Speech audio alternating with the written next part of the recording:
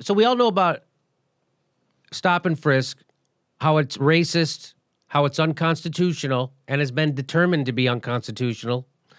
Yet they're still, so now they're not even doing that. But this all comes down to the broken windows theory of policing. Now, the broken windows theory of policing was they did they did a research project. I don't even remember what college did it or university, but they put a car with its hood up in a neighborhood in Brooklyn. Within, a couple hours, it was stripped, right? They did the same thing in like Palo Alto or something in a nice neighborhood on the West Coast, and nothing happened. Nothing. They came back the next day, nothing. It was still there. And so then they decided to break the window. So they broke the window on the car.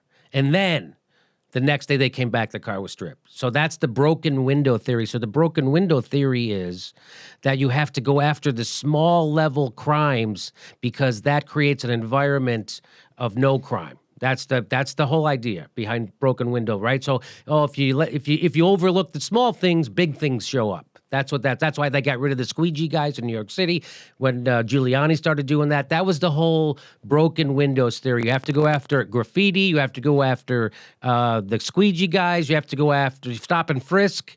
Stop and frisk is that thing. You try to stop crime before it starts. We stop and frisk people unconstitutionally. A lot of times those people have marijuana on them or a gun. If we can just stop these 12-year-olds getting those Jolly Ranchers and turning a profit at schools, we can stop everything. We can stop everything. So they decided. So now they're not doing what they call stop and frisk. They call it something else. I'll think of it in a second, and I'll tell you what that is. But they decided to do an internal investigation. The IG inside the New York Police Department did an investigation, and it turns out. This is the Village Voice. It says, NYPD watchdog shatters Bratton's broken windows. Now what? Meaning, well, here's what they found out. They looked at 6 years of NYPD summons and arrest data, and the IG found zero evidence to suggest that arresting and issuing criminal summons to people for so-called quality of life offenses, that's what they're doing. It's called quality of life offense. They don't call it stop and frisk anymore. They call it, we're doing quality of life offensive. Okay, I was trying to look up the substitute term, but all right, we got it. For so-called quality of life offenses, riding their bikes on the sidewalk, drinking beer in public, leads to a drop in more serious felony crimes. So they looked at that. The IG in New York looked at that, found zero evidence that arresting people on low-level crimes leads to a drop in more serious felony crimes. Zero evidence. So, according to the Village Voice, on its face, that conclusion contradicts the central tenet of what has become to be called broken windows policing, that by coming down hard on minor offenses, police can set a tone that discourages serious violent crime. So it's all bullshit.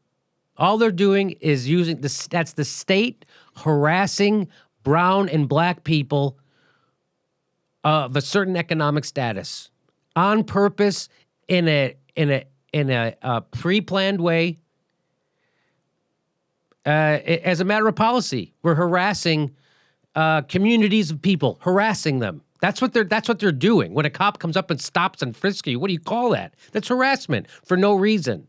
Yeah, I'm surprised they found just zero evidence of it working. I'm surprised they didn't find that actually it had the opposite effect of what they were claiming. Because, when people are oppressed and then they're harassed in their day-to-day, that's going to have the opposite effect. Yeah, it will make them want to be less compliant. Mm-hmm. So, in fact, this is a good point you bring up, Ron, because in 2011, they found out 87% of those stopped were black or Latino. 87%. And the Constitution also guarantees citizens equal protection under the law. What's more, even in those rare cases, 6% that a police stop did lead to an arrest, nearly half the time it didn't result in a conviction. So only in 6% of those cases did a stop lead to an arrest. Half of that time, it didn't lead to a conviction. So they're harassing people and they're getting 3% conviction rate. So 97% of the people they're harassing, no conviction, not even arrest for most of them.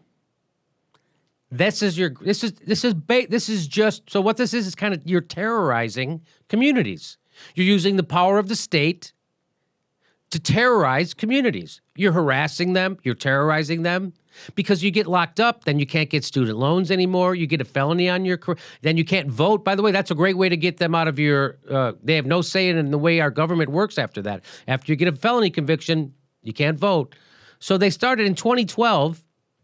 They filed a class action suit against this. That's when the judge ruled this was unconstitutional to stop and frisk. So in 2012, staring down the barrel of a federal class action suit, the NYPD radically drew down its rate of stop and frisks, despite a drumbeat of doomsaying from stop and frisk supporters inside and outside the NYPD, who predicted civic chaos and blood in the streets. Crime continued to go down. So in 2012, they started to de-escalate that stop and frisking, and all those people like, oh, there's going to be chaos and blood in the streets. There's got to be, watch out. If you don't want to do this to these poor black people anymore, then they're all going to be criminals. Turns out crime continued to go down. Crime's been going down across the country for decades now. Isn't that interesting? So I wonder why people feel disconnected from their government. Because their government okays this kind of stuff, terrorizing and harassing groups of people unconstitutionally in broad daylight. They get a helicopter to chase a kid who jumped a turnstile. Meanwhile, on video, they got one of their own guys choking a guy to death until he's dead. Nothing happened. No, he's okay. That's okay. We got a lieutenant macing women standing on a sidewalk, walking up, macing them. We got video of a New York Police Department lieutenant macing them. Nothing happened. The kid jumps it's a black kid jumped that turnstile. We gotta get crime down. Ugh.